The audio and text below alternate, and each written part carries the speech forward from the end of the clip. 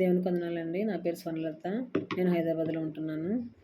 Bible foundation వ్యవస్థాపకులైన pastor గాలి గంగరాజయ్య గారికి వందనాలు.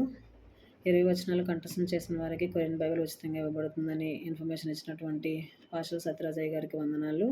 20 వచనాలు కంఠస్థం చేయడానికి దేవుడు ఇచ్చిన అవకాశాన్ని బట్టి దేవునికి వందనాలు. ఎఫెసీయులకు 5వ అధ్యాయం 1-12 వచనాలు. కావున మీరు ప్రియులని పిల్లల వలె దేవుని పోలి నడుచుకొనుడి. క్రీస్తు మిమ్మల్ని ప్రేమించి పరిమళ వాసనగా ఉండుటకు మన కొరకు తను తాను దేవునికి అర్పణముగాను బలిగాను అప్పగించుకొనెను. అలాగుననే మీరును ప్రేమ కలిగి నడుచుకొనుడి. మీలో జారత్వమే గాని ఏ విధమైన అపవిత్రతయే గాని లోభత్వమే గాని వీటి పేరైనను ఎత్తకూడదు. ఇదే పరిశుద్ధులకు తగినది. కృతజ్ఞతావచనమే మీరు ఉచ్చరింపవలను గాని మీరు బూతులైనను పోకిరి మాటలైనను సరసోక్తులైనను ఉచ్చరింపకూడదు. ఇవి మీకు తగవు. వ్యభిచారి అయినను అపవిత్రుడైనను విగ్రహారాధికుడై ఉన్న లోబి అయినను క్రీస్తు యొక్కయు దేవుని యొక్కయు రాజ్యమునకు హక్కుదారుడు కాడన్న సంగతి మీకు నిశ్చయముగా తెలియను. వ్యర్థమైన మాటల వలన ఎవడను మిమ్మల్ని మోసపరచనీయకుడి. ఇట్టి క్రియల వలన దేవుని ఉగ్రత అవిధేయులైన వారి మీదికి వచ్చును గనుక మీరు అటు వారితో పాలువారై ఉండకుడి.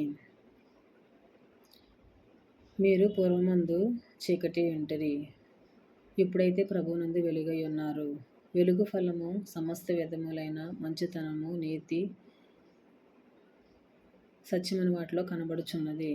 గనుక ప్రభువుకి ఏది ప్రీతికరమైనదో దానిని పరీక్షించుచు వెలుగు సంబంధుల వలె నడుచుకొనుడి. నిష్ఫలమైన అంధకార క్రియలలో పాలువారై ఉండక వాటిని ఖండించుడి. ఏలయనగా అట్టి క్రియలు చేయువారు రహస్యమందు జరిగించు పనులను గూర్చి మాట్లాడుటైనను అవమానకరమై ఉన్నది. 1 తెస్సలోనికయులకు 5వ అధ్యాయము 15-22 వచనాలు. ఎవడును కీడునకు ప్రతి కీడు ఎవనికైనను చేయకుండా చూచుకొనుడి. మీరు ఒకని ఎడల ఒకడును మనుషులందరి ఎడలను ఎల్లప్పుడూ మేలైన దానిని అనుసరించి నడుచుకొనుడి. ఎల్లప్పుడూ సంతోషముగా ఉండుడి. ఎడతెగక ప్రార్థన చేయుడి. ప్రతి విషయమునందును కృతజ్ఞతాస్తుతులు చెల్లించుడి. ఎలాగు చేయుట యేసుక్రీస్తునందు మీ విషయంలో దేవుని చిత్తము. ఆత్మను ఆర్పకుడి. ప్రవచించుటను నిర్లక్ష్యము చేయకుడి.